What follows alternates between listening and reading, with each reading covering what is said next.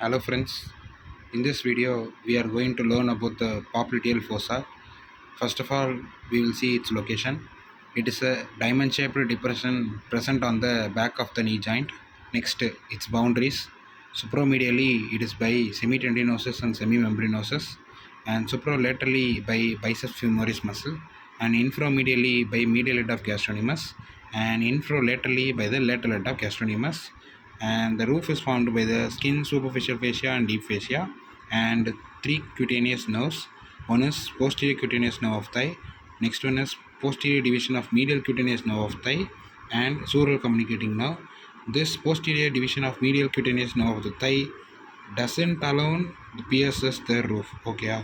Next, the base or the floor is formed by the popliteal surface of the femur and fibrous capsule and popliteus muscle.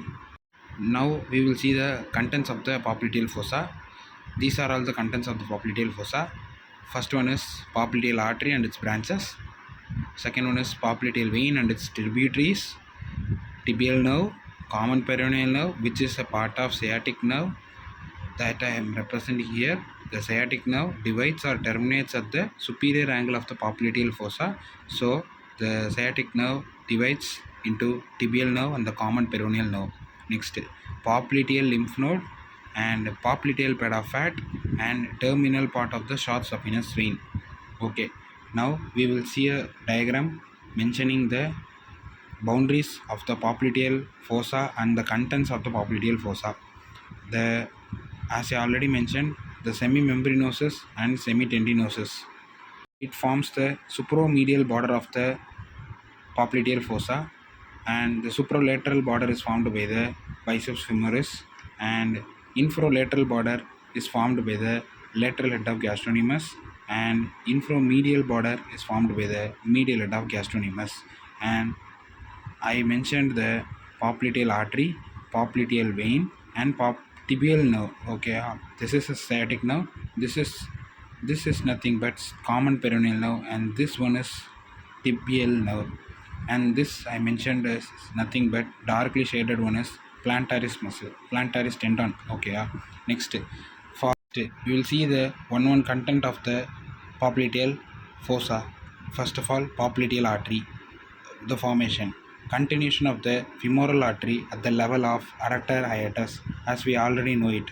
Next, its course almost moves vertically downward. Okay, next, its termination at the lower border of the popliteal muscle. It divides into anterior tibial artery and posterior tibial artery.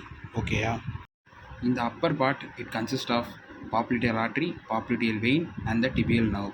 Okay, this is popliteal artery in the upper part, and the popliteal vein next to it, and tibial nerve. Okay, this is from medial to lateral side. Okay, next, in middle part, popliteal artery will be the last, and as usual, the popliteal vein will be the in the middle, and the tibial nerve will be the top.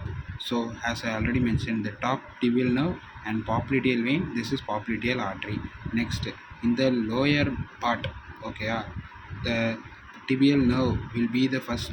Okay, and popliteal vein is second, and popliteal artery is the third. This will be the neurovascular structures arrangement, like remember, like AVN, NVA, NVA. Okay, next, its branches.